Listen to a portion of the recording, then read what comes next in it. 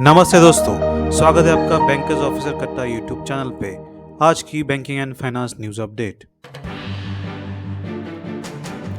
भारतीय reserve bank ने धनतेरस के शुभ अवसर पर घोषणा की है कि उसने लंदन के बैंक ऑफ इंग्लैंड के वॉल्ट से 102 टन का अतिरिक्त सोना भारत में सिक्योर स्टोरेज फैसिलिटीज में स्थानांतरित किया है।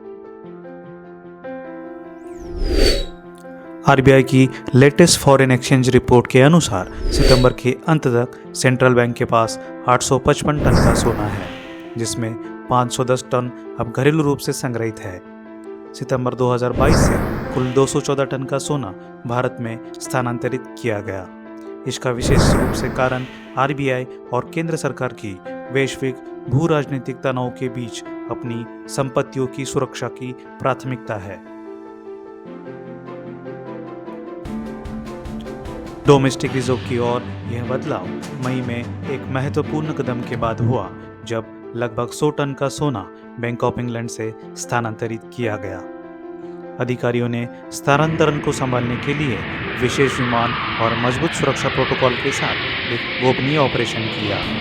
इस मिशन के विवरण गोपनीय हैं। सूत्रों के हवाले से यह भी पता चला है कि अधिकारियों का कहना है कि आगे के स्थानांतरण संभव है, हालांकि इस वर्ष कोई महत्वपूर्ण शिपमेंट की उम्मीद नहीं है।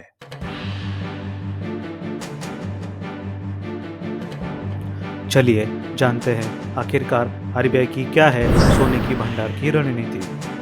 आरबीआई अपने 324 टन के सोने के भंडार को बैंक ऑफ इंग्लैंड और बैंक फॉर इंटरनेशनल सेटलमेंट की सुरक्षा में बनाए रखता है, जो मिलकर भारत के सोने का एक महत्वपूर्ण हिस्सा विदेश में रखते हैं। लगभग 20 टन का अतिरिक्त सोना गोल्ड डिपॉजिट स्कीम के तहत मैनेज किया जाता है। बैंक ऑफ इंग्लैंड, जिसकी स्थापना 1697 में हुई थी, अपने व्यापक सोने के स्टोरेज फैसिलिटीज के लिए प्रसिद्ध है और न्यूयॉर्क फेडरल रिजर्व के बाद दुनिया का दूसरा सबसे बड़ा सोने का संरक्षक है। लंदन में भारत के सोने का एक हिस्सा संग्रहित करने से आरबीआई को लंदन बुलियन मार्केट तक तात्कालिक पहुंच मिलती है, जिससे लिक्विडिटी में वृद्धि होती है।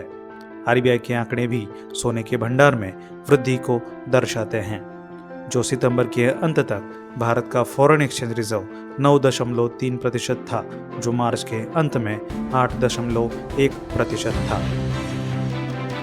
धन्यवाद।